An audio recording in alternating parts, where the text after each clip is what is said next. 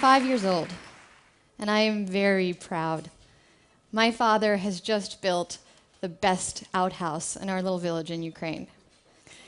Inside, it's a smelly, gaping hole in the ground, but outside, it's pearly white formica, and it literally gleams in the sun. This makes me feel so proud, so important, that I appoint myself the leader of my little group of friends, and I devise missions for us. So we prowl from house to house, looking for flies captured in spider webs, and we set them free. 4 years earlier, when I was 1, after the Chernobyl accident, the rain came down black, and my sister's hair fell out in clumps, and I spent 9 months in the hospital. There were no visitors allowed, so my mother bribed a hospital worker, she acquired a nurse's uniform, and she snuck in every night to sit by my side. 5 years later, an unexpected silver lining. Thanks to Chernobyl, we get asylum in the US. I am 6 years old, and I don't cry when we leave home and we come to America because I expect it to be a place filled with rare and wonderful things like bananas and chocolate and bazooka bubblegum.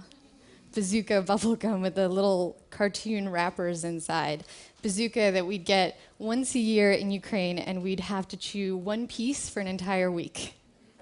So the first day we get to New York, my grandmother and I find a penny in the floor of the homeless shelter that my family's staying in. Only we don't know that it's a homeless shelter. We think that it's a hotel with lots of rats. So we find this penny kind of fossilized in the floor, and we think that a very wealthy man must have left it there because regular people don't just lose money.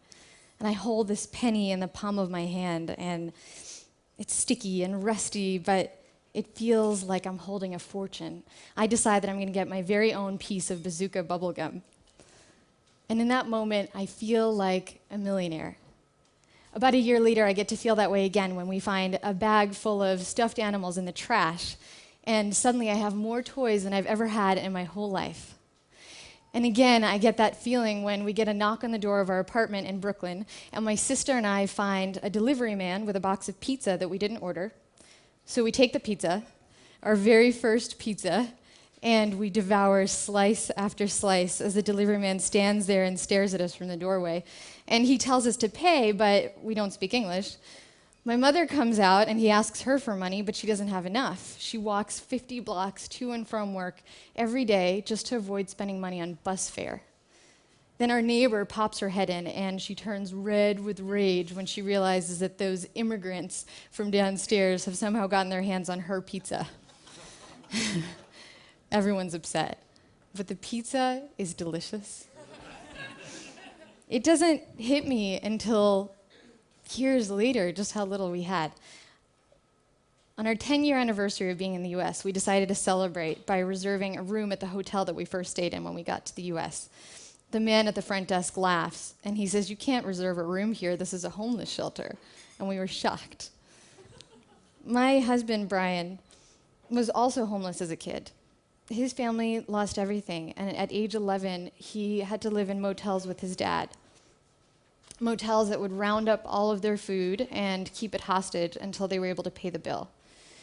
And one time, when he finally got his box of Frosted Flakes back, it was crawling with roaches. But he did have one thing. He had this shoebox that he carried with him everywhere, containing 9 comic books, 2 G.I. Joes painted to look like Spider-Man, and 5 GoBots, and this was his treasure.